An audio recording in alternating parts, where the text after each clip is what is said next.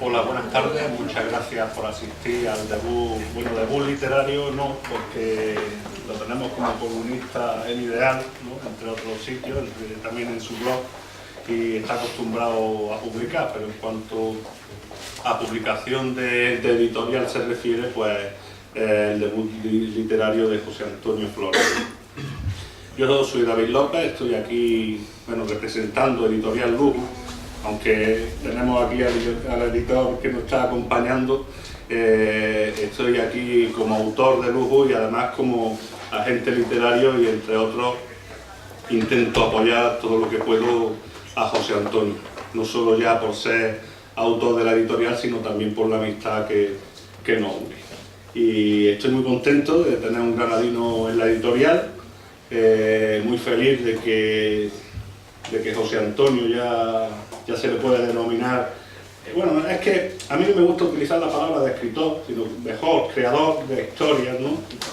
Sí, junta letras, como tengo yo puesto en el Facebook, porque escribir todo el mundo podemos escribir. Lo difícil, lo complicado es crear, ¿no? Crear historias y crear otros mundos donde refugiarnos de nuestro entorno habitual. José Antonio nos va a descubrir un mundo nuevo y diferente, muy rico en léxico, porque los relatos, no he llegado a leer el libro entero porque estoy escribiendo y estoy haciendo otras cosas, pero por los relatos que he leído hay una variedad bastante grande, ¿no? Nos metemos en el castellano antiguo con este de Colón, sobre el que da título al libro, el de la conversación en la taberna, que nos metemos en lo que es una conversación convencional entre dos amigos que se están tomando una cerveza e intentan arreglar el mundo, ¿no? Y tiene una variedad léxica bastante grande y además de género a nivel de relato también. Y estoy aquí solo para darle la bienvenida a la editorial y al mundo literario, porque aquí el protagonista es él, y es su obra, y viene bastante avales hoy, porque también nos acompaña Jesús Len y Pedro López Ávila, que le vamos a dar paso ahora para que lo acompañen en esta tarde literaria. Y desde aquí, pues, emplazaros, porque también vamos a estar presentes en la Feria del Libro, emplazaros a que en próximas fechas nos podéis seguir por las redes sociales. Si queréis acompañarnos, allí vamos a estar presentando en conjunto, ¿no?, libros que tenemos en la editorial. Y no voy a enrollarme porque ya te digo que es tu día y es tu obra, y te doy no la alternativa en términos taurinos, porque, como ya digo, en el mundo de lo que es las letras de la publicación y demás, pues llevas bastantes años, y yo te auguro que va a seguir bastantes años más. Así que enhorabuena por el nacimiento de tu hijo, y nada, que no sé, aquí estamos.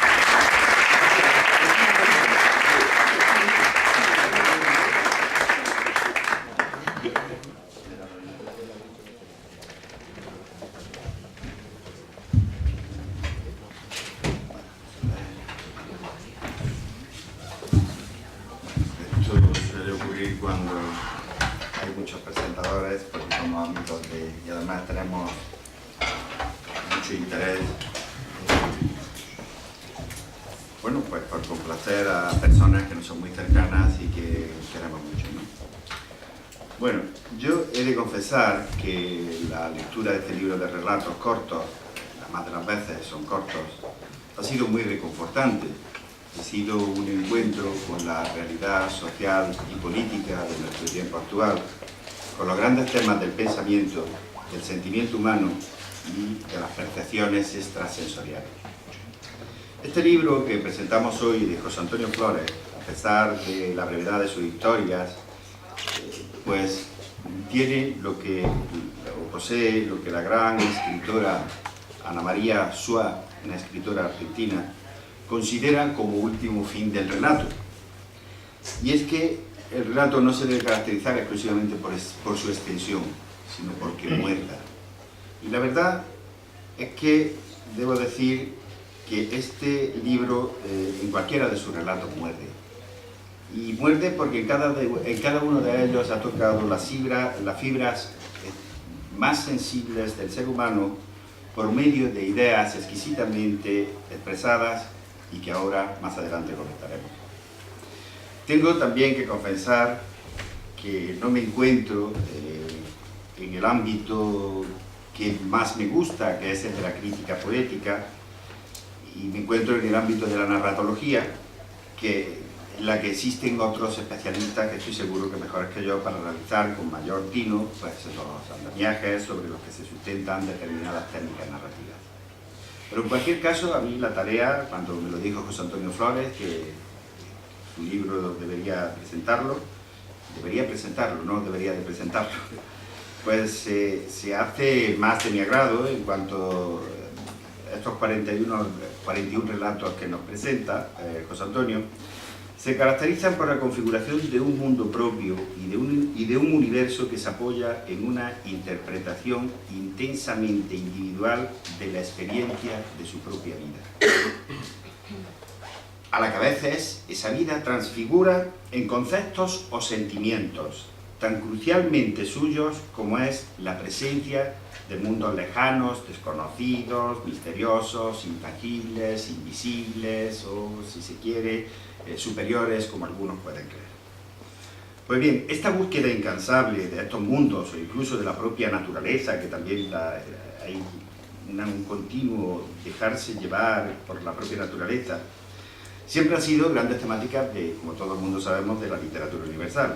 Y José Antonio Flores, como no, lo trata con un lenguaje tan condensado en algunas de sus descripciones que están más cercanos a lo poético que a la propia narración, aunque verdaderamente sin llegar a lo que se llama prosa poética en términos estrictos.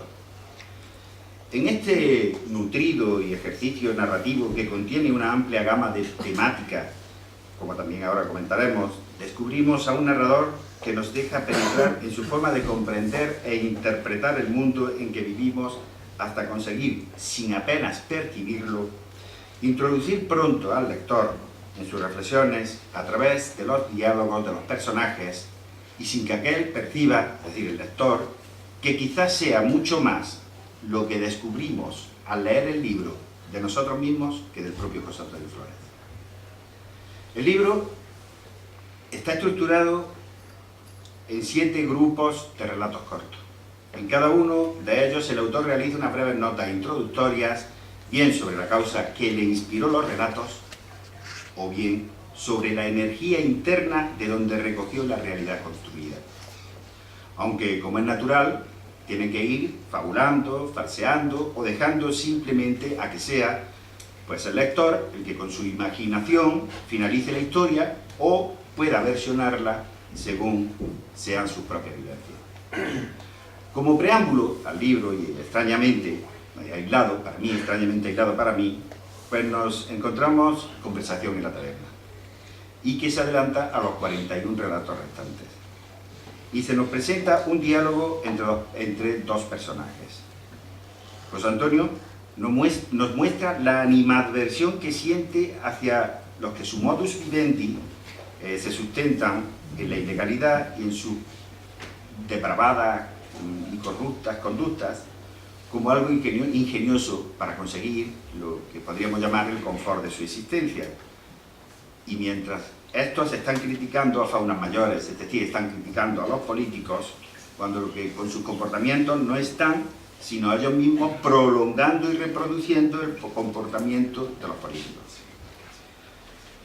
Pues cuando nos referimos a los 41 relatos en la que nos damos cuenta que conjuntamente con esto, pues con esta primera introducción de lo que es la conversación en la taberna, sí nos damos cuenta que desatiende desde luego cualquier compromiso social con los triunfadores o con los humillados. A él le da exactamente igual, más allá de adhesiones ideológicas o sociales.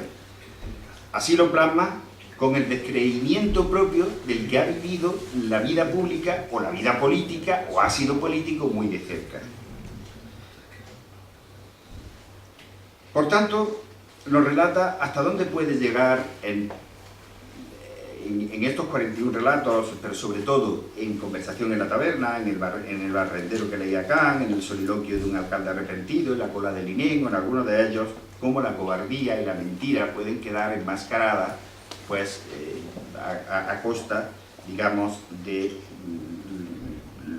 la gente, digamos, los desheredados sociales. En el libro segundo, a mí, que es el que hacía referencia el editor, sobresalen las bellísimas descripciones, desde mi punto de vista, que realiza un autor omnisciente en un relato histórico novelado y traído al presente, y que conduce más a abordar nuestra historia moderna, no la contemporánea, nuestra historia moderna, desde una notable sensibilidad poética en la que todo parece una regresión al pasado. Sin embargo, me llama bastante la atención, a mí es de lo que más me gusta, es porque tiene un paladar profundamente romántico, relatos que hacen referencia al libro tercero y que discurren sobre los momentos en que la vida se adensa entre los restos de su desconcierto ante lo desconocido, lo misterioso, lo oculto o lo enigmático. El misterio puede crearse o recrearse en el recuerdo y en la observación atenta. Y yo he extraído unas frases de cada uno de esos relatos que a mí me parecen que ya de por sí son enigmáticos. Por ejemplo, en el relato de una visita a medianoche, pues hay una frase que dice: había salido para siempre el cuerpo del buen padre fallecido para todos.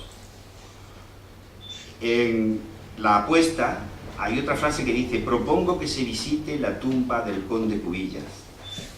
En otro, que es el espectro de AM, apareció por la zona norte del puente una marimanta, debe ser un fantasma cuando se ponían las sábanas, ¿no?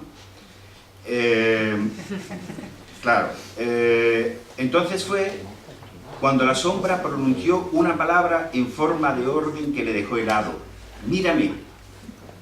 Eso aparece en no des de espalda a la sombra. No comprendía cómo había entrado al cementerio aquel individuo sin que yo lo hubiera advertido. El individuo del cementerio, que es otro relato. Otro relato. Madre, por Dios, ¿le hablaste a una sombra?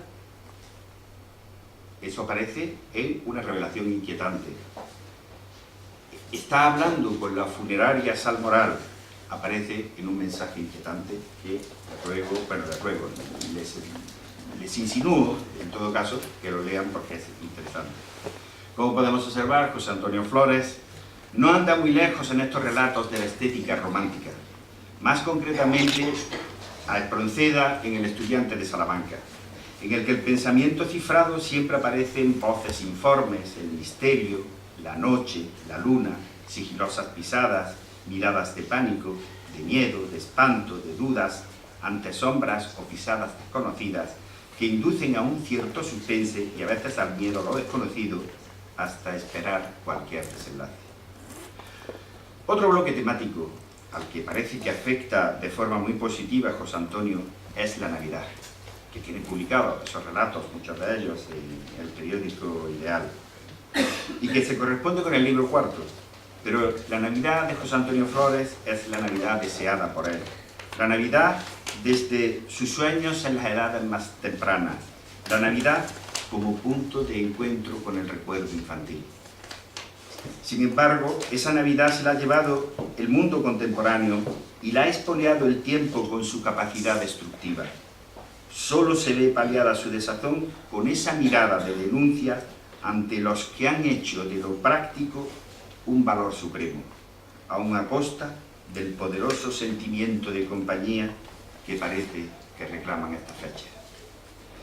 Parece que su nostálgica mirada se sumerge evasivamente en tiempos pasados. Y por eso, en Volvamos a la Navidad en Capra, dice él mismo una frase que dice: volver a encontrar el sentimiento humano. Que se encuentra en la Navidad, volver a encontrar el sentimiento humano, repito, en la plaza del pueblo, tras la misa del gallo, reunirme con los amigos para bebernos la noche. Me llama también la atención de este libro que hace referencia a la Navidad, la cena de Nochebuena en dos breves actos. José Antonio pone de manifiesto, en una familia cualquiera, la cara más liberadora que tiene la Navidad, y las importantes desavenencias y conflictos familiares que se producen en estas fechas, muy lejanas a lo que es la felicidad, la armonía y el gran reencuentro del año que se supone debía ser. La envidia, el cainismo, los celos y los problemas familiares suelen alcanzar el protagonismo en este relato en dos actos, pues la rivalidad de los miembros de cada familia que se reúnen en una casa han creado su propio psiquismo y su propio mundo y se creen el centro del universo y son universos muy dispares en cada hogar. Por eso, por estas circunstancias, se genera siempre en la Navidad un mayor grado de tensión entre las familias que él sabe muy bien descubrir en esa psicología familiar con respecto a lo que sucede en el resto del año. La intensa convivencia de esos días revitaliza los desajustes familiares que se encontraban en estado de hibernación de manera consciente o inconscientemente. En el libro quinto, entendemos que nuestro autor nos describe experiencias personales, soñadas o imaginarias, para adentrarnos en un ambiente enigmático sobre sus personales deslindes oníricos. Nada alejada, ni mucho menos, de ese aspecto inexplicable que rodea al libro primero y segundo, pero proyectando su experiencia sobre situaciones insólitas. Sin embargo, en este libro quinto hay un relato denominado Naturaleza, que me parece más bien un magnífico ejercicio literario en el que la retórica, la imaginación se funde en una extensa gama de emociones sensoriales. Puedo citar algo, pero es mejor que lo lean porque tampoco tenemos excesivo tiempo.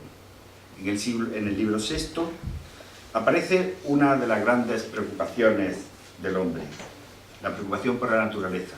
A lo largo de toda la historia, esa ha sido una gran preocupación de prácticamente la literatura universal. Junto a su humor y deseo de encontrarse y de fundirse a la misma, que también es muy importante, una naturaleza que no esté ensuciada por la materialidad o la realidad de la ciudad.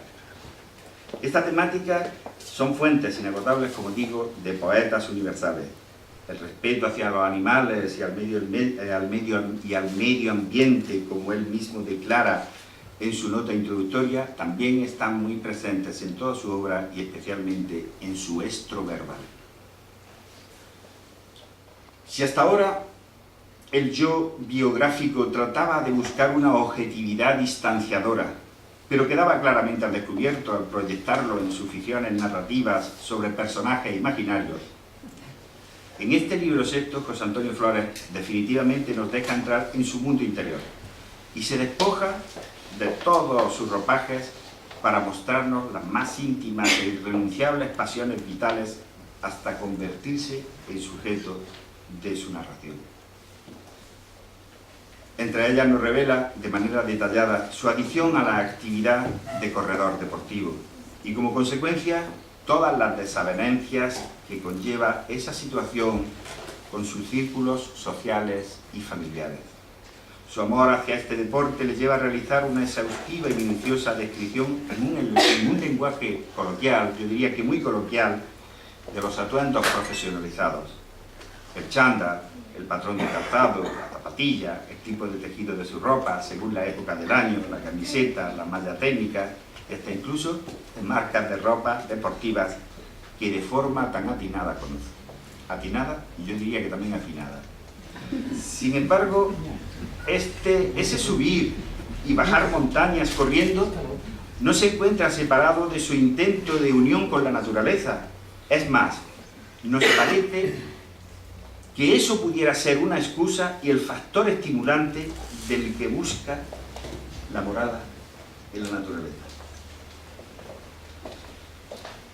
El libro séptimo, José Antonio Flores, nos presenta una serie de relatos sobre una variada temática que van desde reflexiones sobre el altar, pasando por aspectos relacionados con la actualidad social y política actual, hasta sugerirnos situaciones de lo más insólitas que él considera surrealistas. En resumidas cuentas, José Antonio Flores se esfuerza en este libro en ser gráfico y familiar. Utiliza en sus relatos nombres de marcas de cervezas, de mantecados, de alfajores, de roscos de vino, de prendas deportivas, de calles y lugares de su pueblo y de los pueblos limítrofes, de calles de Granada. Pero con ello, ¿saben lo que consiguen? Lo que consigue una sensación de inmediata realidad y de paisaje natural. No le faltan tampoco muchísimas expresiones coloquiales como me silba la cabeza, a día de hoy, años de pelotazo y ladrillo, él siempre había sido de barra quiere decir que no se sentaba en la silla de barra, de barra. En la vida. Claro. Esa película ya me la habían contado antes, o esa película ya me la sé, o vamos a otra película, a este individuo le van a estar puteando toda la vida, que aparece en la cola del INEM. Digamos que aún utilizando una amplia gama de recursos literarios, ninguno, repito, va a ser para el lector de este libro tan importante como el bajar el lenguaje literario a lo coloquial, para tender un puente familiar de comunicación entre el escritor y el lector. Su humorismo también es sano y nunca desperdicia la ocasión para provocar una sonrisa inteligente. Con la socarronería que lo caracteriza, sabe llegar al alma del lector por el camino de lo trivial. Por todo ello, yo le deseo a este libro que hoy presentamos una buena acogida, al tiempo que lo mismo que su editor, estamos seguros y le auguramos los mejores lectores y lectoras. Muchas gracias.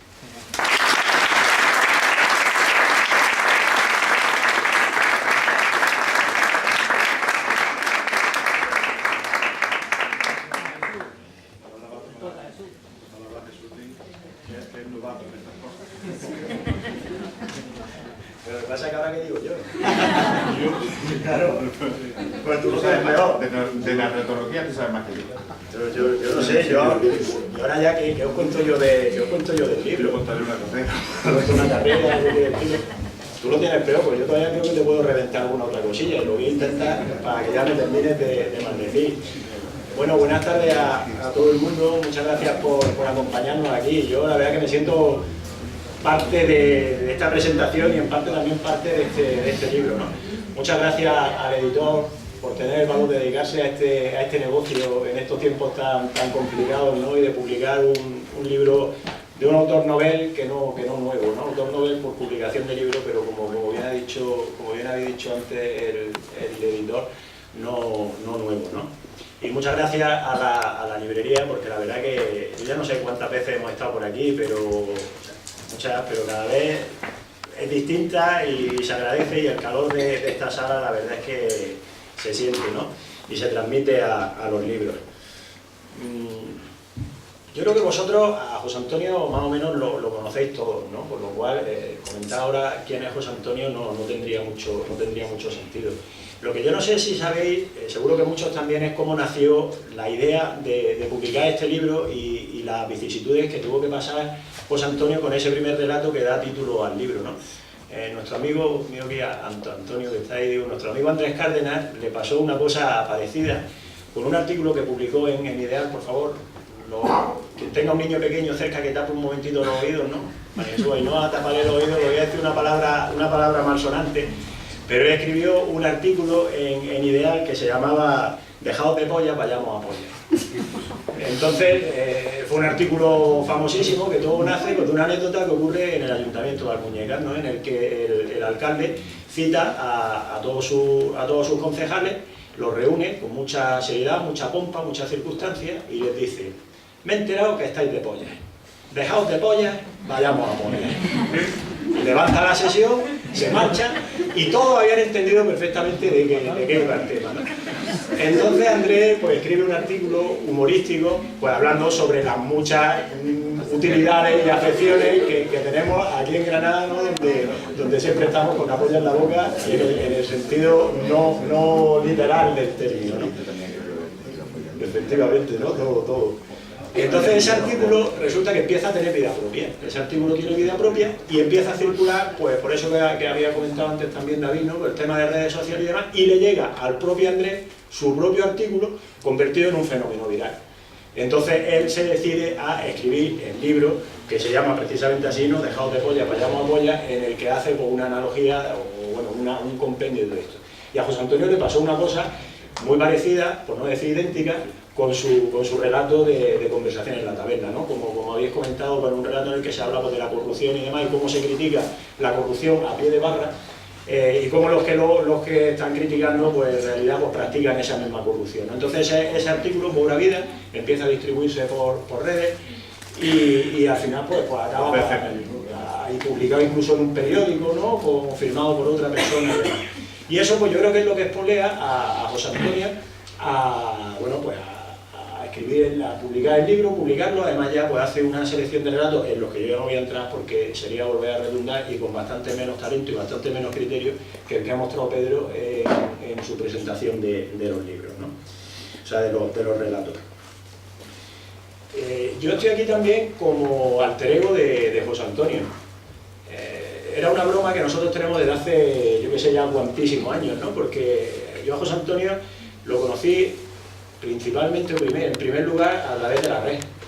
La red es un mundo antes incluso del Facebook, del Twitter y de las redes sociales y demás. Existían los blogs, ¿no? Entonces, pues los dos teníamos un blog alojado en Ideal, ¿no? Y él es articulista de Ideal, yo soy articulista de Ideal. Él tenía su blog, yo tenía el mío. A él le gustaba correr, yo también. Evidentemente, él cuando yo llego a la meta, él ya se ha duchado, ya se ha tomado 3 cervezas y demás, pero bueno, pero lo básico es eso, ¿no? Pero bueno, digamos, ahí nos vamos siguiendo, ¿no? Él había estudiado estudió Derecho, yo también estudié Derecho. Le gusta mucho leer, le gusta mucho escribir, igual que a mí. Entonces, la verdad que a medida que nos fuimos conociendo, y ya digo, sobre todo a través de comentarios, de blogs y demás, luego nos desvirtualizamos, nos desvirtualizamos en torno a una barra, ¿no? Yo creo que nos echamos a perder, ¿no? Con una de esas verdes, o con una de esas 1925, alguna alhambra especial y demás. Y luego sabéis que el tema ese de desvirtualizar a los amigos virtuales es problemático, ¿no? Porque dices, joder, y si este tío que me cae también en la distancia, ¿no? Y a través de un teclado de ordenador y en una pantalla, luego lo conozco y yo qué sé, es un poco esto, ¿no?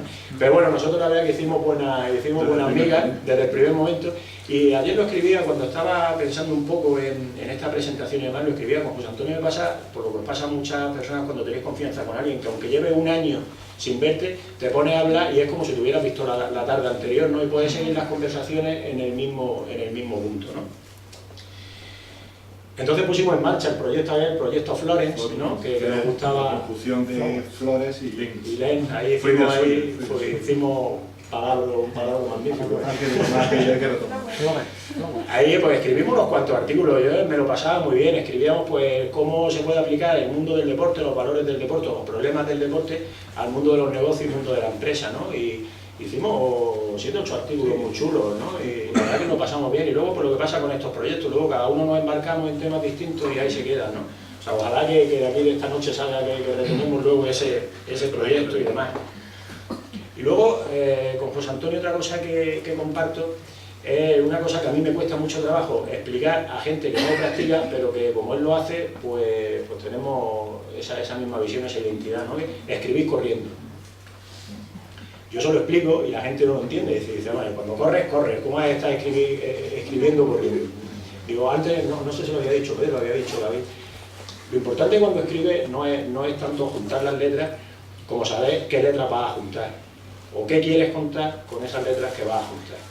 Y la verdad que para los que nos gusta correr, ese momento de desconexión total, y sobre todo en estos tiempos en los que sufrimos un bombardeo continuo de estímulos visuales, sonoros, el WhatsApp que te llama, el teléfono, lo otro, demás, ya, pues cuando sales a correr y te vas a tu aire, ¿no? O escuchando música, o escuchando sencillamente, pues como bien refleja José Antonio en sus cuentos sobre el mundo de correr, ¿no? Que fueron los primeros que yo me tiré a leer, pues vas pensando, bailando, te sale una idea, escribe un personaje que te sale, una cosa que hace, que no hace, artículos para el periódico, ¿no? Yo cuántos artículos no he escrito para el periódico mientras voy corriendo, ¿no? Antes, cuando yo tenía mi columna fija, yo tenía que mandar los artículos los miércoles por la noche como muy tarde, ¿no? Y me he encontrado muchas veces con ese deadline, ¿no? Que tiene de que tienes que mandar el artículo y escribirlo, y cuando yo me estaba bloqueado, no sabía qué hacer, pues lo que hacía era ponerme las zapatillas, irme a correr y bueno, y salía solo, ¿no?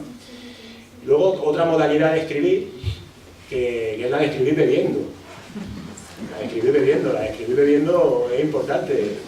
Yo le he dedicado un libro entero al mundo de los bares, ¿no? O sea, que sé de lo que hablo por experiencia propia, ¿no? En la barra del bar, José Antonio y yo hemos llegado a resolver conflictos entre los israelíes y los palestinos. De ahí para, muchas veces, de ahí para arriba, ¿no? Entonces, bueno, otro detalle que ha comentado Pedro, ¿no? El tema de lo coloquial, que muchas veces lo coloquial parece sencillo y posiblemente lo coloquial es lo más difícil de reflejar para que quede bien en un cuento, en un relato, ¿no? Entonces esas conversaciones pues, que hemos tenido, y luego esas conversaciones que se oyen, ¿no? Que es también otra modalidad de escribir, que es escribir de oído.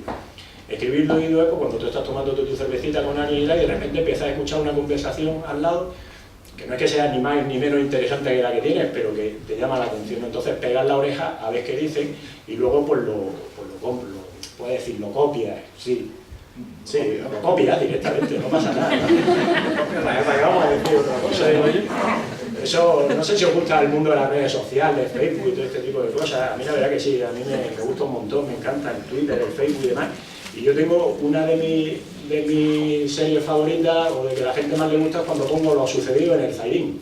Y lo sucedido en el Zairín pues son tal cual, yo salgo, voy andando, estoy en el bar, voy paseando y escuchas frases, escuchas conversaciones, expresiones coloquiales y demás. Recuerdo de mi artículo de mi idea, que era sobre un bar de Zairín. Un bar de Zairín, efectivamente, sí. Un debate en el Zairín. Pues ese tipo de conversaciones, pues la verdad que luego hay que encajarlas, hay que hacerlo bien y demás, pero tienes que tener el oído, tienes que tener la sagacidad y el estar atento para captarlas y para reconocerlas, ¿no? Por ahí de José Antonio se dice que es autodidacta, a mí me encanta esa palabra, ¿no? José Antonio es una persona que vive, o sea, que escribe de lo que ha vivido, porque ha vivido mucho, ha vivido muchas y muy diferentes facetas en su vida, desde la política, la deportiva, la cultural, la de organización de eventos y demás, con lo cual tiene una vida corrida importante y eso se nota en la literatura que escribe. Y yo voy a terminar ya porque si no ya me alargo y ya te termino de reventar la esta.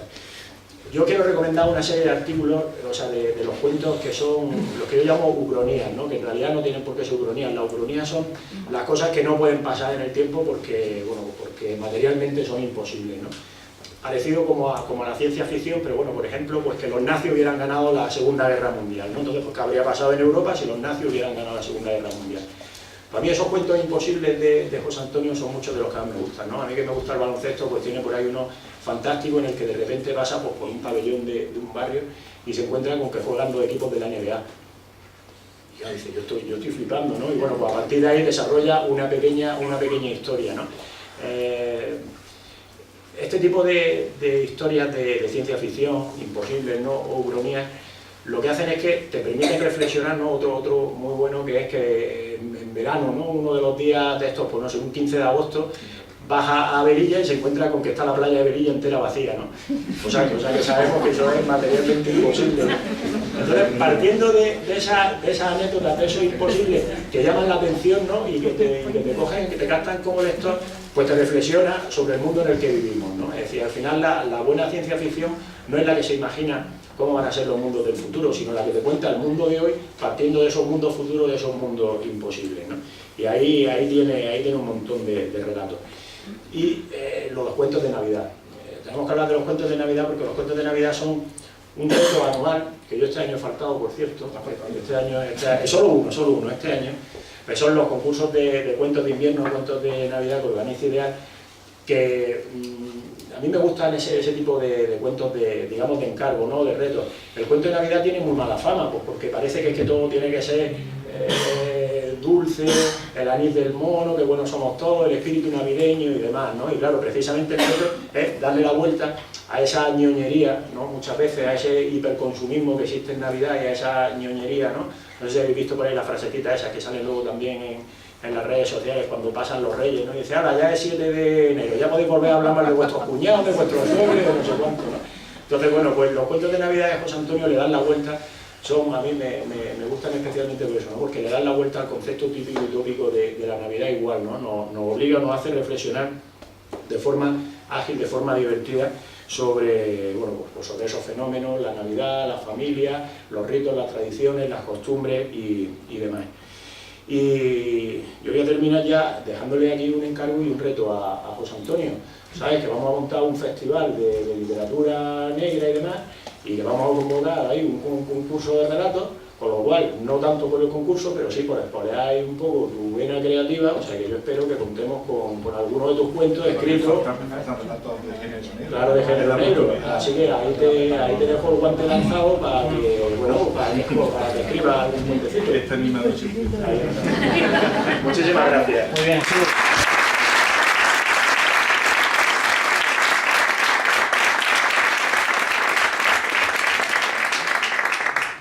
Después de estos magníficos acompañantes, David, Pedro y Jesús, yo poco tengo que decir, realmente, porque entre otras cosas me lo han pisado casi todo. Cuando se escribe un libro, la idea de escribir un libro quizá surja con la idea de no publicarlo, me explico. Yo cuando un día tiré del disco duro, pues me di cuenta que tenía el libro prácticamente escrito, porque había muchos relatos y tan solo faltaba pues, bueno, empezar a seleccionar los que yo consideraba más idóneos, y de ahí pues el libro surgió en la mente la idea, pero luego el trabajo es mucho más mayor, es más importante lo que hay que hacer después. Y ese trabajo lógicamente no sería completo si no existiera la cantidad de personas que surge en torno a un proyecto como es una cosa tan pequeña como el libro. No solamente ya de la persona que te tiene que aguantar, que en este caso es mi mujer Mati, que a ella te lo dedico, no solamente ya por las horas robadas, como yo digo, sino por el carácter hábil que a veces tenemos cuando no encontramos un adjetivo, no encontramos un verbo, no tenemos una idea, cuando nos sentimos interrumpidos, pues nos volvemos un poco egoístas, ¿no? Los que escribimos pues somos un poco egoístas en ese sentido. Y entonces, lógicamente... No digo que los que corréis también. Sí, también. Yo que además me confundo los cosas. Entonces, lógicamente, pues ella... Hay que compadecer. Obviamente, la pobre ha sufrido a veces pues el tiempo que luego y de los temas comer. Pero no solamente ella, ya una vez que el libro está publicado, pues lógicamente tienes que empezar a buscar editorial, que es un tema muy complicado, como todos sabemos. Aquí los que estamos, tanto David, está nuestro editor Xavier Pastor, que viene de Alcoy, al cual le doy la bienvenida y las gracias por estar aquí. Encontrar una editorial seria que merezca la pena, que realmente tú veas que tu trabajo va a estar minado y tal, es muy complicado, eso es muy complicado. Entonces ahí empieza un trabajo también muy duro, ¿no? El tema editorial, yo no voy a hablar en este momento de él, pero todos sabemos cómo está. Y eso es un trabajo duro, pero bueno, ahí también necesitas la colaboración de personas que crean en tu obra y que de alguna manera te animan a seguir adelante, ¿no? Ese paso también se superó. Y luego, lógicamente, cuando el libro está en la calle es cuando realmente empieza ya a ser cada vez menos tuyo, porque cada vez hay más personas que participan en el proyecto, principalmente los lectores, obviamente, ¿no? Es fundamental. Pero además no solamente los lectores, sino el tema de las librerías con su venta, la gente que colabora en las redes sociales o en prensa, como amigos que te hacen críticas, amigos que te hablan del libro, que te sugieren cosas. O sea, ya se crea un universo en torno al libro fastuoso, una cosa impresionante, de verdad. Que yo realmente no lo había vivido en primera persona, porque no tenía un libro propio publicado, había participado en proyectos comunes y en prensa, pero con un libro propio no tenía nada, ¿no? Entonces obviamente lo he visto. Entonces, claro, te das cuenta que tú eres el que escribe, pero luego sin esa participación de tanta gente, pues obviamente pues no sería posible. Y entre a los que quiero ofrecer, pues lógicamente daros las gracias a vosotros por estar aquí, por la acogida que ha tenido la presentación en un día pues regular, un día malo, donde hay un partido de fútbol también, donde está la Semana Santa de puertas. Yo estoy pues sinceramente agradecido a vosotros por estar aquí y muy agradecido pues, a quien me ha acompañado, ¿no? David, que es un fenómeno, de verdad, una persona vitalista donde lo haya, me ha ayudado muchísimo lo que es desde el proceso de edición del libro. Y luego pues la cantidad de correos, de contactos que hemos tenido casi a diario, ¿no? David, varias veces al día incluso, hasta que dándome ideas, proyectos, vinculándome a entrevistas, en fin, cantidad de cosas. La labor de Pedro, bueno, no hay que decirla porque todo lo había escuchado, la disección académica que ha hecho del libro. Pedro es profesor de literatura. Y aparte, bueno, pues si alguien tiene que venir, tiene que ser Pedro, porque lo conozco de muchos años. Y lógicamente hemos compartido muchas cosas y obviamente pues él me conoce a mí y lógicamente tenía que venir. También hay que decir de Jesús, ¿no? Jesús, pues que si Jesús no está aquí no hay presentación. Y yo creo que él va a elegir. El día que escribo el libro Jesús tiene que estar y lógicamente es que no podía hacer de otra manera porque lo que él ha dicho, compartimos tantas cosas que llega un momento que dice, bueno, son más las cosas que compartimos que las que diferencian, que prácticamente son ninguna, cada una de una manera, obviamente, pero compartimos tantas cosas, nos conocimos virtualmente, como ha dicho, después de la realidad, y la realidad se ha acrecentado por la mitad incluso, obviamente, y bueno, pues encantado de que ellos estén aquí conmigo. Yo voy a hacer una pequeña explicación del proceso creativo del libro, no del argumento, que eso lo dejo a vosotros, a vosotras. El proceso de creación de los relatos no responde a unas pautas fijas, digamos, no hay unas pautas, digamos, estándar. Un relato puede surgir de cualquier cosa. De hecho, el relato es más inspiración que otra cosa, para diferenciarlo, por ejemplo, de la novela. La novela es mucho trabajo, muchas palabras, mucho contenido, mucho desarrollar personajes, situaciones. El relato no, el relato es inspiración. Hoy día la diferencia entre cuento y relato apenas existe, pero el cuento quizás más sea algo que viene de la tradición oral, con una estructura distinta, pero que se da la mano mucho con los relatos. De hecho, yo aquí le llamo relato a los 42, pero hay algún cuento también, ¿no? La frontera no es fácil de distinguir. Y el proceso, pues ya insisto, puede surgir de cualquier circunstancia. Pero un poco para ceñirnos a la estructura de los libros, pues explicaré básicamente, aunque yo he hecho unas pequeñas notas introductorias de qué consiste cada libro, pero quiero manifestar un poco cuál ha sido mi proceso de creación y un poco por qué escribí tal relato, por qué no, y por qué ese relato de esa manera y entre otros. El libro 1, como ya Pedro ha comentado, hay dos relatos diferenciados, distintos entre sí, mejor dicho, que no tienen nada que ver el uno con el otro. De hecho, está en el libro 1 por eso, porque no se podía encuadrar en ningún otro libro, ¿no? Conversación en la taberna, como ha apuntado Jesús, ha sido una cosa curiosa. Yo no lo escribí en realidad como relato, siquiera. Después ya le di unos arreglos, lógicamente. Pero bueno, aquello empezó a rodar en la red, fue plagiado. Claro, hablaba de la corrupción en España, por lo que sea, pues ha estado o sigue estando en el pensamiento de todo el mundo y sí, parece ser que sí. Y no ha cambiado nada, ¿no? Desde que se escribió el relato hace un par de años hasta ahora, yo creo que va peor, ¿no? En ese sentido, ¿no? Entonces, pues claro, lógicamente no había foro, no había sitio donde se hablaba de la corrupción, donde no se citara conversación de la taberna. Y a mí fue el primero que me sorprendió, ¿no? Entonces ya pensé en la idea de hacer los relatos y blindarlos de alguna manera porque había sufrido un par de atentados de plagio. Entre ellos pues fue plagiado de una persona muy conocida, de las que no te esperan, ¿no? Entonces obviamente pues me dije, para blindar este relato, no por la calidad, no porque yo le veía a este relato una calidad especial, yo para mí hay otros mejores, ¿no? Pero la mejor forma es mandarlo a un concurso de relatos. Entonces lo mandé al concurso de relatos de ideas, fue publicado en prensa, luego como hace un recopilatorio de los relatos, pues de alguna forma lo blinda porque está unido a tu nombre, ¿no? Entonces yo de alguna manera, si había tentación de seguir plagiándolo, pues obviamente, no es que a mí me supusieran mucho lo que lo plagiaran, pero no te gustan los juegos, ¿no? Obviamente, es tu obra y que al menos pongan tu nombre. No pido otra cosa que pongan tu nombre. El otro relato que compone el libro 1 es un relato que surgió casi como un microrelato extendido, una cosa corta, y además surgió para mi blog. Para los que tenemos un blog, sobre todo en la época de más actividad, a diario teníamos que poner cosas, ¿no? Muchas paridas, algunas cosas buenas, otras malas, teníamos que rellenar, porque un blog de alguna manera tiene vida si se actualiza, si no muere, ¿no?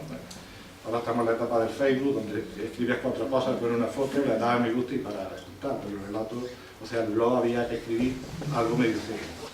Y un día pues hice un relato corto, muy corto, que es el barrendero que leía Kant, que surge de una mañana paseando, de ver a un barrendero hablando con un señor con pinta de intelectual, de ahí vino la idea.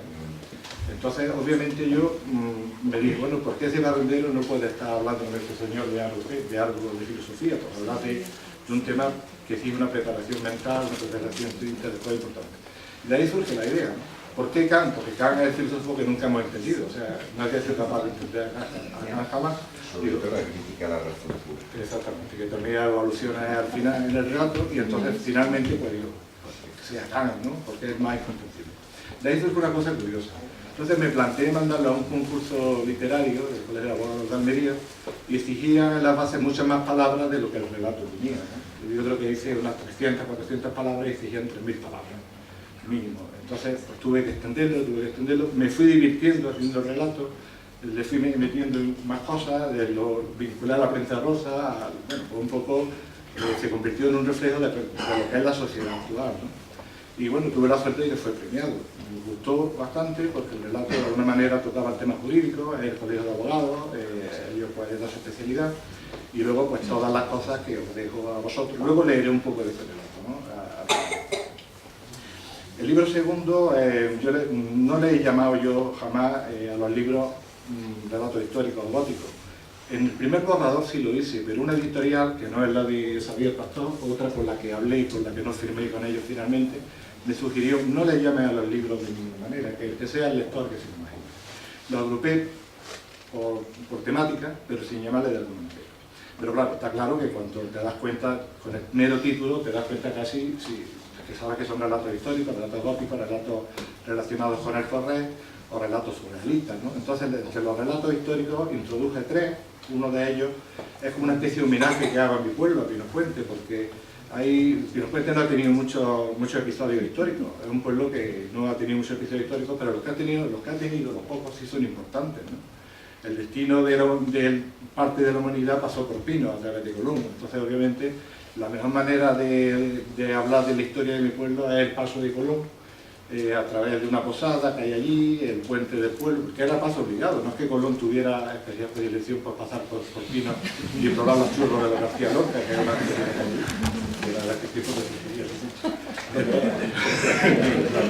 entonces dije, bueno, tiene que pasar por aquí, y yo pues a Colón me lo imaginé en otra situación distinta, ¿no? Que lógicamente pues de alguna manera podía tener su razón de ser, ¿no? Los otros 2 relatos históricos pues son distintos, completamente distintos. De hecho uno surge del Correo. Venía de correr la media maratón, y se me ocurrió lo que tú decías antes, lo que Jesús decía, a veces se te ocurre corriendo una carrera, un relato. El GPS se perdió, como suele ser habitual, y yo no encontraba dónde era la salida. Llegué, como siempre llego, a la hora justa poniéndome el dorsal casi la salida y tal.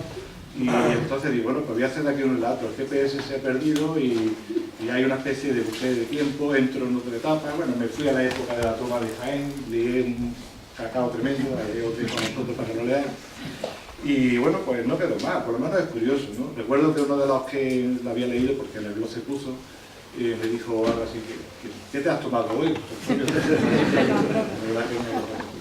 Pero bueno, resultó una cosa bastante original, no diré de más calidad menos, pero bastante original. El libro tercero, yo me encontraba gusto haciendo los relatos, escribiendo relatos góticos. Yo soy un poco gótico en mi forma de ver muchas cosas, entre ellas la música. A mí me gusta el heavy metal, no sé si lo sabéis mucho. Me gusta la rama más gótica, ¿no? Entonces me gusta mucho la rama gótica, el terror gótico victoriano, ese del cementerio antiguo, donde no hay una presencia clara de fantasmas, se insinúa el fantasma, pero no se ve, es algo raro, ¿no? Cementerio en la noche, lo que Pedro antes decía, un poco lo que Prunceda también escribía. De ahí me encuentro muy a gusto, ¿no? Y si a eso unimos que hay dos historias que mi abuela me contaba.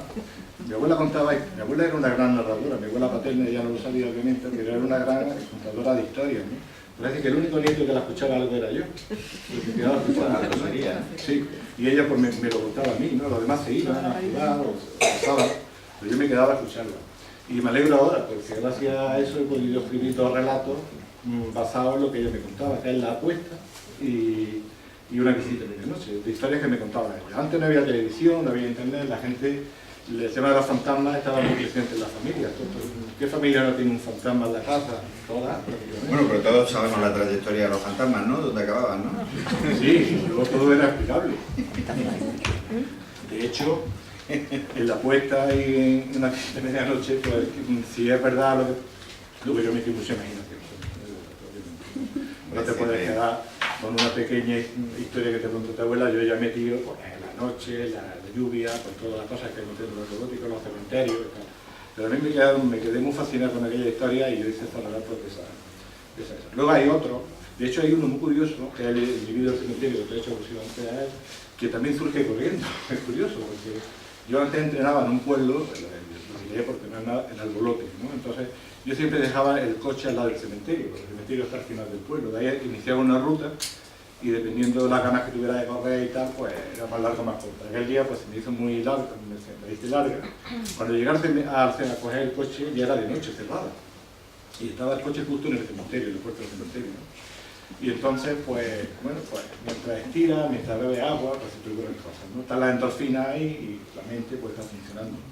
Y entonces, cuando fui a dar la vuelta al coche, el rayo de luz se metió en el cementerio y de ahí surgió el relato, el individuo del cementerio, ¿no? O sea, un poco una cosa curiosa, que incluso alguien me dijo, oye, ¿esto pasó?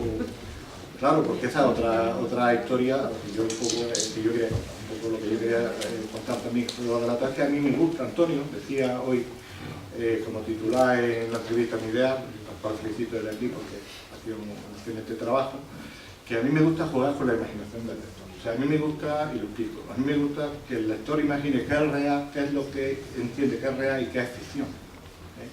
Que no sea el relato el que lo diga, sino que él se lo imagine. Porque claro, el individuo del cementerio, bueno, pues perfectamente lo que ahí digo puede pasar. Perfectamente. Me voy a tener una pregunta. Pero claro, dejar ahí un poco al abierto quién era ese individuo, lógicamente puede pasar o no pasar. Yo nunca digo si es verdad lo que digo en mi relato y lo que no, yo jamás lo digo. A mí me preguntan, ¿esto pasó? ¿Ha podido pasar? ¿Ha podido no pasar? A veces los que escribimos somos mentirosos por naturaleza, literariamente hablando. Entonces yo mezclo la realidad con la ficción, me invento cosas ficticias con cosas reales. Me gusta jugar con la imaginación del lector. Yo creo que eso es importante. Y en el relato mucho. El relato es muy importante porque si tú quieres enganchar al lector desde el principio, debes ser un poco mentiroso, debes de impactar, debes de impactar. Entonces yo me encuentro muy bien en los relatos góticos y de hecho pues gente que lo ha leído pues les parece, Pedro antes ha hecho alusión a ello, Jesús también y David. Yo me encuentro que no sé si podría haber en un futuro un libro dedicado solamente a relatos góticos. Es posible pero bueno, nunca se sabe si uno va a tener siempre la misma inspiración. El libro 5, como Pedro ha dicho, el quinto, es quizá la colección de relatos, digamos, que más escapa a una técnica narrativa. Está más basado en el simbolismo, en la palabra, pero hay solución de sincera poesía, tampoco prosa poética se acerca mucho a ello. Por ejemplo, Onírico es un relato que da igual como lo leas. Puedes empezar por el final, por el principio, un poco al estilo Cortázar, guardando la distancia obviamente, pero es un relato que son palabras, son juegos, son imaginaciones, no hay nada, no se cuenta nada, pero al mismo tiempo se cuenta todo, naturaleza, es un estilo a ese también. Entonces son surrealistas porque lo que hablaba es de la dicotomía, son cosas que no van a existir o pueden existir, porque ¿por qué no pueden existir?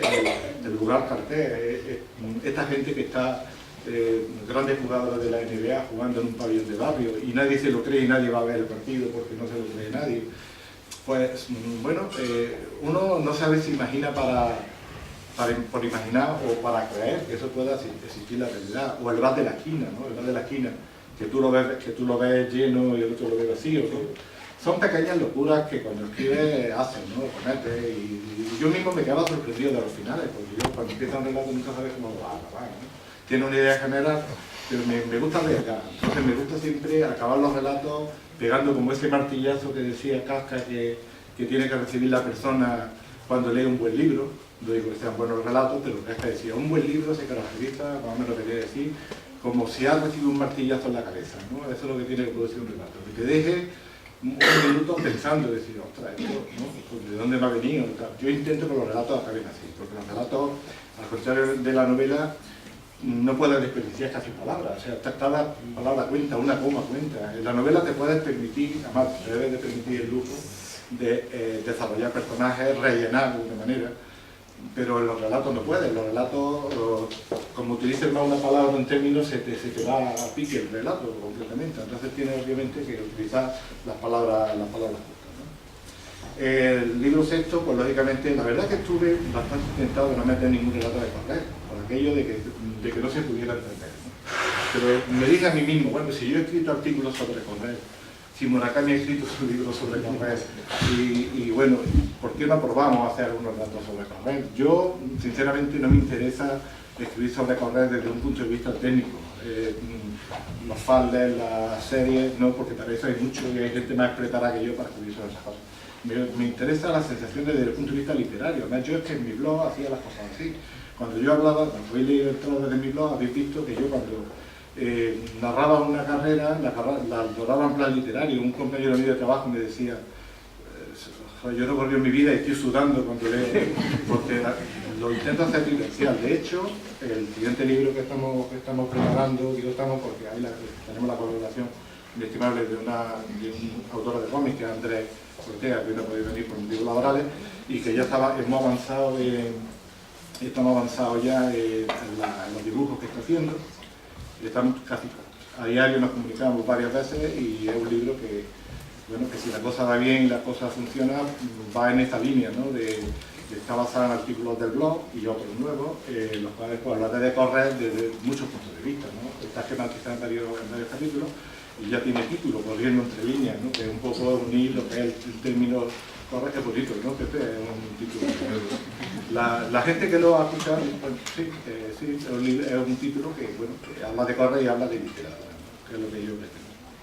Pues bueno, y decidí introducir relatos sobre Correr. ¿Por qué? Porque yo consideré que el Correr forma parte de mi vida, ocupa más tiempo que muchas más cosas. Y entonces, ¿por qué no hablar de Correr? ¿Por qué no escribir sobre Correr?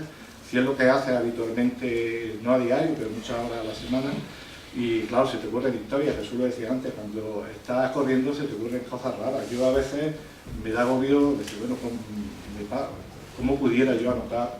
Llego al coche y la anoto inmediatamente, ¿no? Porque no te vas a parar en ese momento.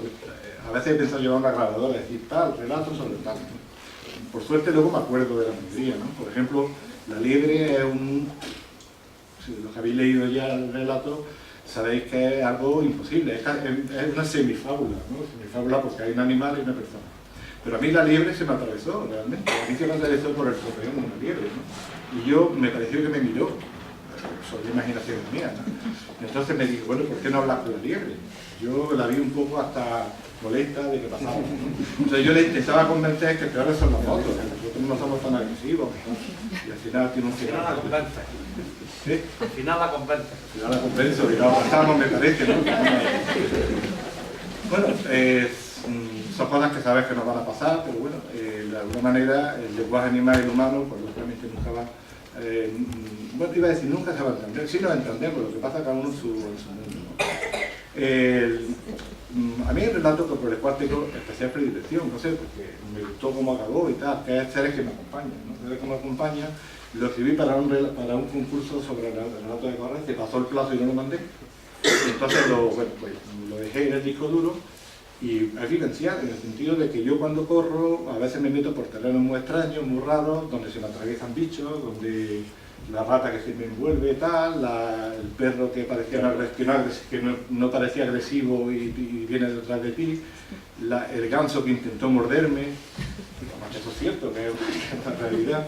Y entonces, pues, es algo que respeto tanto, incluso aunque sean animales agresivos, que nunca he tenido experiencias muy desagradables, pero bueno, que se te atraviesa un reptil. Paco decía que un día salió a correr en agosto y estábamos enfadados, Paco, mi amigo Paco de Pino, que había un lagarto en mitad del camino. Es que estaba corriendo a las 4 un día de agosto.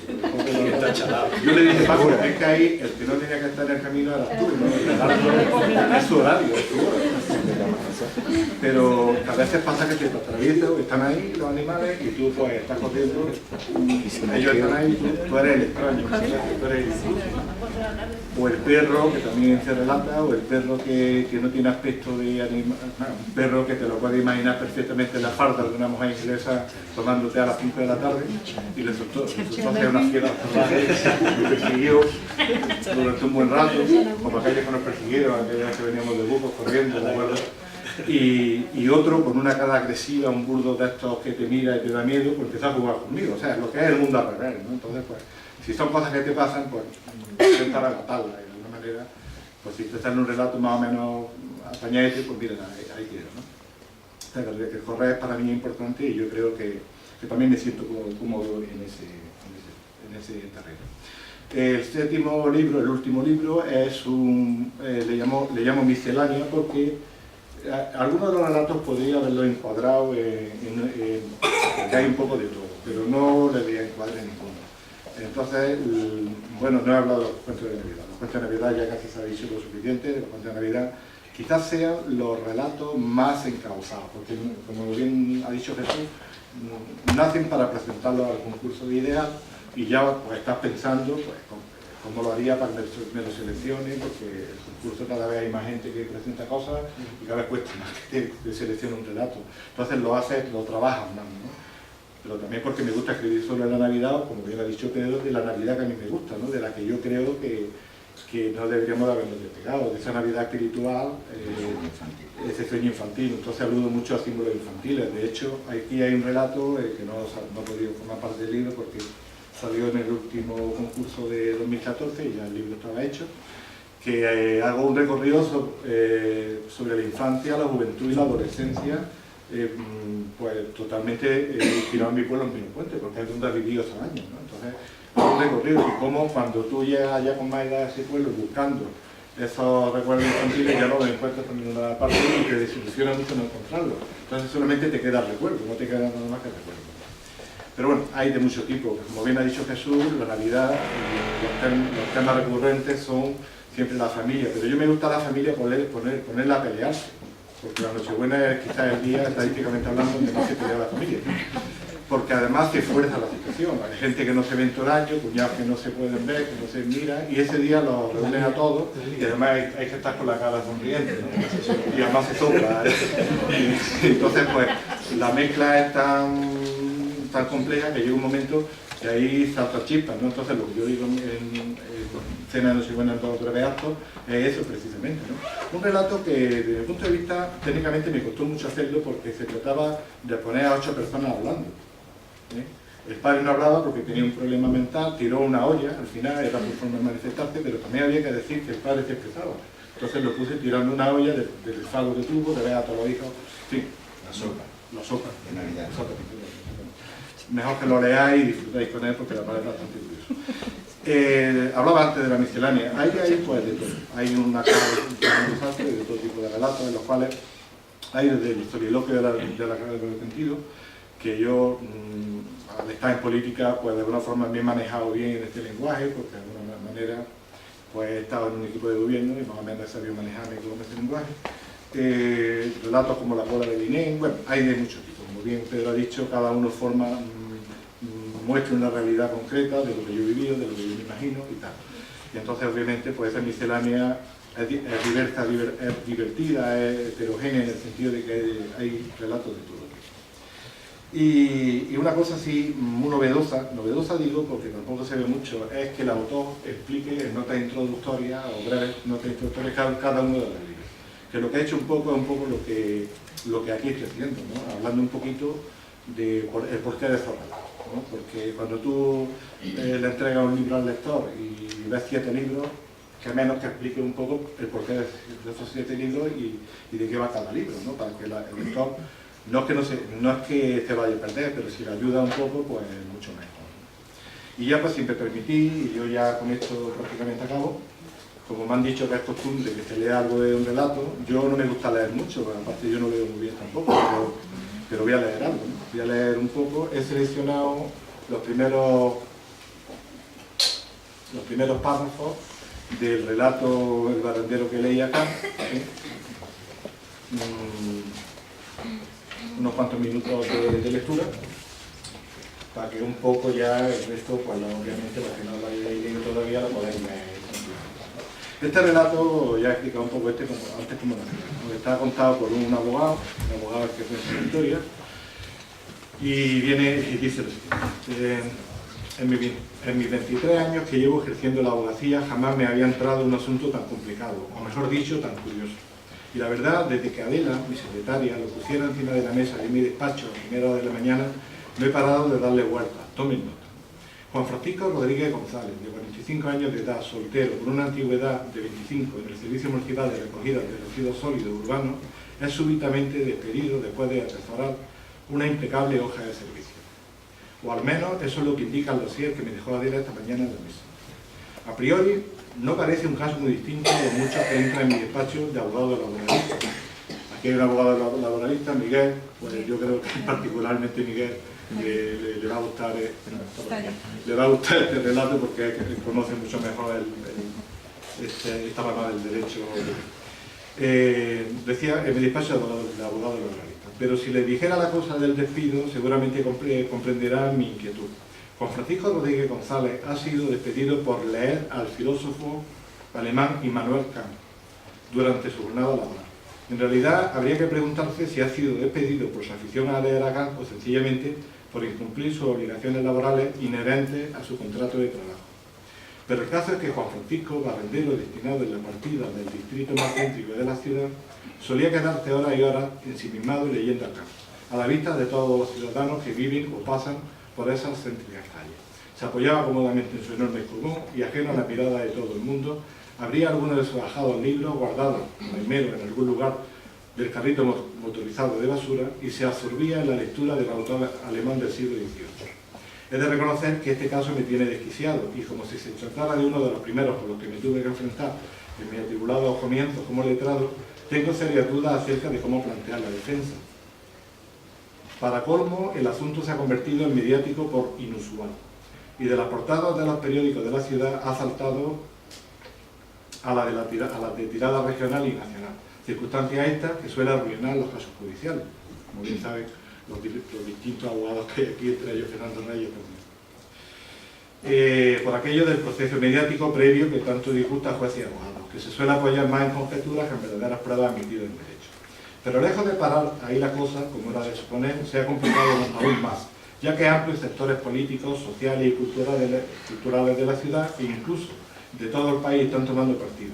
Unos los menos a favor de Juan Francisco y otros los más en contra. En contra, lógicamente, está la empresa, la cual ha enviado a mi despacho una copia de la somera comunicación en la que se intenta argumentar la causa del despido, que es la misma que han publicado los medios de comunicación. La transcribo para mayor entendimiento. A fecha de hoy, dice la empresa concesionaria del Servicio Municipal de Recogida de Residuos Sólidos Urbanos, a limpiar, el nombre que yo he puesto, ha decidido rescindir el contrato de forma irrevocable al operario Juan Francisco Rodríguez González por incumplimiento de sus funciones como barrendero al descuidar las tareas que tenía encomendadas en el contrato y en el convenio sectorial, dedicándose durante la jornada de trabajo a la lectura de Kant. Y aquí Kant lo pongo con el nombre del político de elección. Suena igual. Es así como textualmente escribe el nombre de la empresa concesionaria, deduciéndose su origen valenciano, de la tierra de... Por su parte, el comité de empresa ha emitido un comunicado harto confuso, dejando entrever el fuerte debate interno que ha debido surgir en torno al despido de Juan Francisco. Transcribo el comunicado para mayor entendimiento. El comité de empresa de la concesionaria del Servicio Municipal de Recogida de Residuos Sólidos Urbanos, a limpiar, entiende que el despido de nuestro compañero Juan Francisco Rodríguez González forma parte de una estrategia de la empresa para reducir la plantilla y de esa manera aumentar los magros beneficios como concesionario de servicios municipales indicados, el cual se financia en exclusiva con las altas tasas tributarias que abonan a los ciudadanos ante el silencio e inoperancia del equipo de gobierno del ayuntamiento, etcétera, etcétera. Como se puede comprobar, el comité de empresa, algo que suele ser habitual, ha pasado de puntillas por la verdadera causa del despido, con el que está de acuerdo parte del comité, según me han informado mis fuentes fidedignas. Principalmente porque consideran un agravio para la clase obrera que un miembro de la misma se dedica a leer las chorradas que escribe un político tampoco de fiar como tal.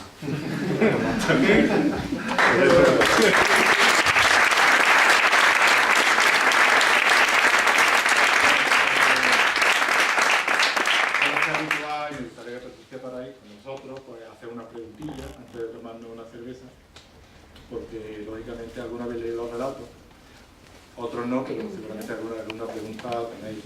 Se la podéis hacer tanto a David, acércate con una silla aquí a David, a Pedro, a mí, a Jesús, a quien queráis, realmente, ¿eh? Pero animar a participar, que lógicamente estamos entre amigos, ¿eh? ¿David?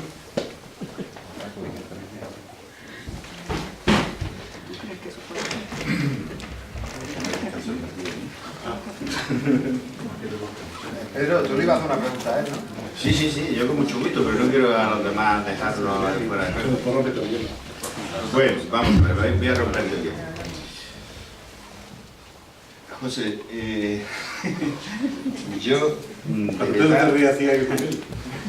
de verdad no quiero en absoluto que te sientas molesto, pero quiero que públicamente nos cuentes exactamente cómo un hombre que estaba detrás de la valla del cementerio, ¿cómo pudo entrar ese hombre? Espera, perdona, que como dice José Mota, que no pasa nada. Que no pasa nada, que estamos en familia, que lo puedes decir, que no pasa nada. Dilo, por favor, porque es que yo estoy intrigado. Es decir, existe una valla en el cementerio y entonces él no lo ve entrar, está hecho, digamos, conectadas las luces del coche y resulta que de buenas primeras dice, ¿dónde está? Ha desaparecido y luego está dentro. Cada vez más blanco. Bien, y cada vez más blanco. ¿Lo viste o no lo viste? Y te vuelvo a repetir que no pasa nada. Dilo, por favor, públicamente. Cuando vienes de correr, la mente está... Confiesa. Cuando vienes de correr, la mente está... Aquel día había subido al torreón. Bueno, pero yo no sé lo que vi. No lo de ¿lo viste o no lo viste? Es un cuento gótico. Pero que si lo viste, anda, sí. Sí, no. Como yo decía, me gusta jugar con la imaginación. El lector debería de imaginar, o sea, tiene libertad, obviamente, para imaginarse que existió el individuo. No, yo creo que no existió, pero Pedro sí cree creo que que no lo existe. viste. Sí, eso es más peligroso. Porque cuando vienes de correr, la falta de potasio, yo no me había tomado el plátano que hay que tomar. O te habías tomado algo. El caso que yo me inquieté mucho con lo que vi o con lo que... Y llegué a casa y empecé a publicar. Me quedé a gusto, quiero decir, tengo que contar esto. Ahí queda. Pero el tío está ahí, Pero yo quiero, para quien no lo haya leído todavía, que no solo la inspiración te viene cuando corres, sino también cuando vas en la moto. Porque hay un relato, El azar te ha elegido, donde te ocurre precisamente una cosa que tiene la originalidad de contarla de atrás hacia adelante, con lo cual ese feedback permite al lector ir construyendo la historia de qué es lo que ha pasado. Y no se ha comentado aquí nada del azar te ha elegido. Y uno de lo que dice Antonio, uno de los relatos quizás que más me ha gustado escribirlo por aquello de que al principio cuentas lo que ha pasado y luego tienes que rellenar y tienes que irte para atrás. La inspiración le vino en un semáforo. Eso me vino un semáforo de Gran Vía. De Gran Vía. Sí, yo estaba con mi moto, porque me muevo por Granada con moto, y estaba en un semáforo. Y vino un tío, se lo dije a Antonio, se lo comentaba a Antonio, vino un tío con un aspecto raro, porque en el semáforo de Gran Vía, como no hay apenas paso de cebra, a la altura de gobierno civil, más para acá, pues la gente cuando cambia los semáforos de las calles, la gente pasa... Yo estaba allí en mi semáforo y vi un tío con una pinta extraña, rara, ¿no? Y bueno, la mente pues se me fue la imaginación. Bueno, y si este tío es un delincuente, ha robado un banco, hay un banco a la derecha. Y tal, y se monta en mi asiento, que puede pasar, y le dice, tira para adelante, y a partir de ese momento Y partimos te la convierte batalla. en cómplice. Ahora demuestra que tú no eres cómplice. Entonces, obviamente, Son las murcianas. efectivamente, llega a tu trabajo, recibe una llamada, ya empieza el problema. Bueno, mejor que lo leáis porque el azar te ha elegido. Pepe Maza, que está por aquí, ¿ves a Pepe? Pepe Maza, oye, decía Pepe en un comentario, me gusta cómo utiliza lo de que el tiempo es como un matón, ¿no? El azar es como un matón, ¿no? Es como un matón. Sí, que es un matón que te noquea, que te deja listo y se va en busca de su siguiente presa y ya está, y no te explica nada, ¿no? Porque el matón al menos te explica, oye, te pego porque debes dinero, porque tal, el ratón te lo explica, pero es que el azar no te explica nada. Te pega la torta, se da y ya está. Y no sabes cómo te la Entonces el azar te ha elegido, pues, como Antonio de forma atinada ha apuntado, es un relato pues curioso, de los cuales te queda la inquietud de que puede pasar.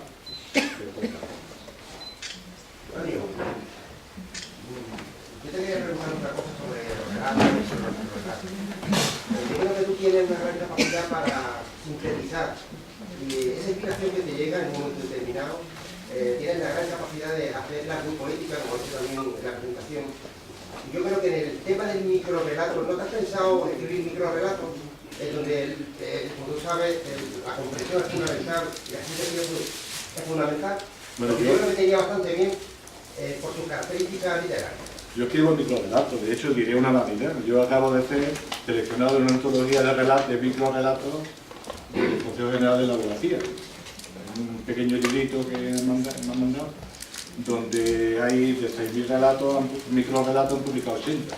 No sé si te lo llega a ti a contar eso, Pepe, ¿no?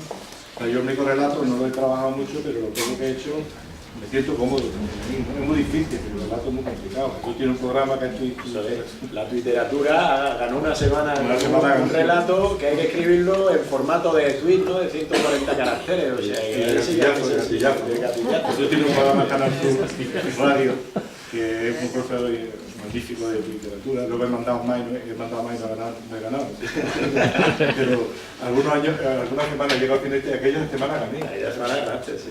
Entonces son muy pocas, lo que echan en Twitter.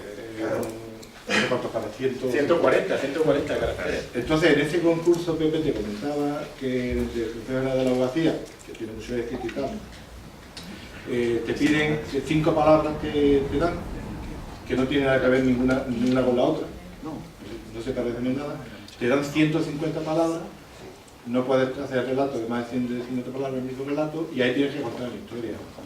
Entonces yo mandé 4, me seleccionaron 2 y uno de ellos ha entrado en la antología, me dio mucha alegría cuando me llegó a mi casa porque no te la avisa, que se llama Exorbitantes Privilegios. Se llama el microrelato. O sea que algo he hecho, sí. Y luego tengo algunos proyectillos por ahí también, que Yolanda los conoce también, compañera a la cual le doy el coñazo con mis cosas. Porque creo que es de las pocas que me escuchan. No, la verdad que mis compañeros Juan está ahí detrás, a veces le cuento con mis cosas. Y todos los días. Como lo dice, ya lo ha dicho todo, ¿eh? Lo tiene hasta luego, ¿eh? Y entonces, pues, hay una idea que el microrelato fábula, no un género nuevo, existe el microrelato de fábula, quizás lo que sea novedoso es la conjunción de pasado. Y es un proyecto que tengo también con Andrés, como bien sabe David.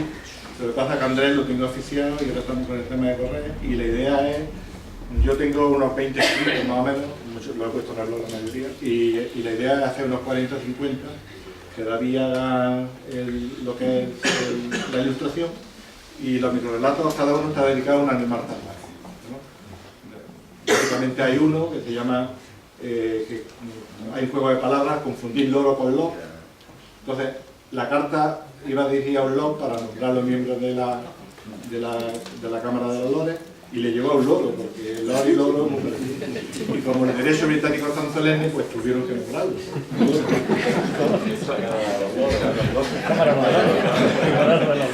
Bueno, pues sí, me gusta. Lo que pasa es que es muy difícil, el relato es un género muy complicado, y hay verdaderos especialistas en ello, y Es que no puedo desperdiciar, no digo ya ni una palabra, es que ni una sílaba.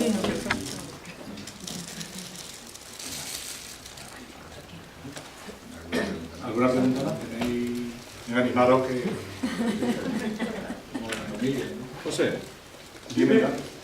no puedo opinar sobre el IVA, no lo leo y ya hablaremos. ¿Cuál es el autor literario que se te viene a la cabeza?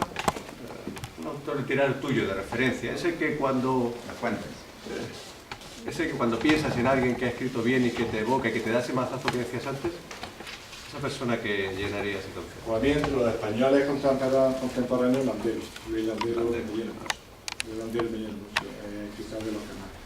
Y entre los contemporáneos extranjeros, pues hombre, todos no lo leen, obviamente, ¿no? Pero John Kennedy Toole, por aquello de este libro famoso de Cura de los Necios, pues a todos nos ha marcado de una manera, ¿no? No, este hombre luego no escribió nada porque falleció y tal. Pero Landero, todo lo que escribe me sorprende y me intento no leerlo todo, ¿no? Javier María, lo que pasa es que Javier María a veces es bastante complejo, es difícil seguir, no por nada, porque escribe de esa manera. Yo me quedaría con Landero, siempre lo pongo como referente. Que también hace una cosa, que en España no hay mucho autor de no un género que en España tenemos desarrollado. Grandes relatistas a nivel internacional, Borges es el maestro, quizás uno de los maestros, ¿no? A mí me gustan mucho los relatos cortos góticos de miedo de Edgar Allan Poe. Yo soy un gran seguidor de Edgar Allan Poe. Y de Los Cabas también, pues, el terror místico ese también me llena mucho.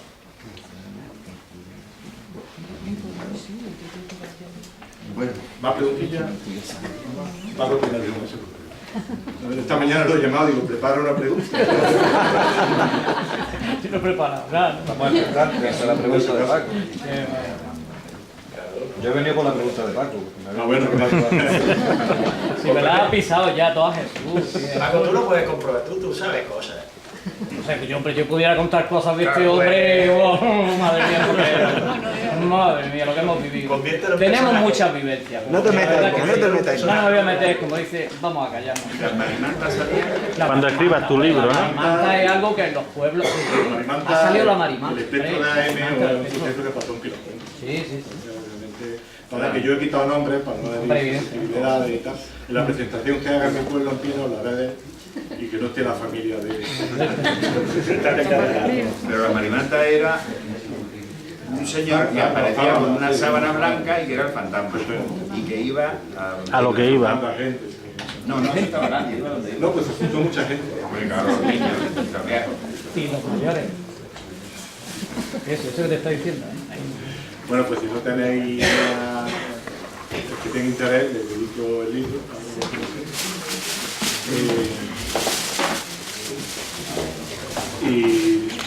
Y Pedro se me olvide que daros las gracias, sincera de verdad, por la acogida tan importante que ha tenido la presentación. Yo creo que me ha impresionado, obviamente, lo cual demuestra que cuando se tiene interés en venir a una cultura, no importa lo que haya de por medio, se viene y punto, ¿no? Eso da mucha esperanza en esta sociedad tan criticada de que todo es fútbol, de que todo... No, hay más cosas, ¿no? Entonces, el hecho de que hay más cosas se demuestra en actos como este. Por lo tanto, doy las gracias a vosotros, a mis compañeros, colegas, escritores de radio que me han acompañado, a Antonio Arena, periodista que está grabando el acto, a Nueva Gala, a Ginés y a sus compañeros por la gentileza en dejarnos la sala para realizar este acto y que seguimos viendo, ¿vale? No os vayáis y nos tomamos una cerveza. Muy bien.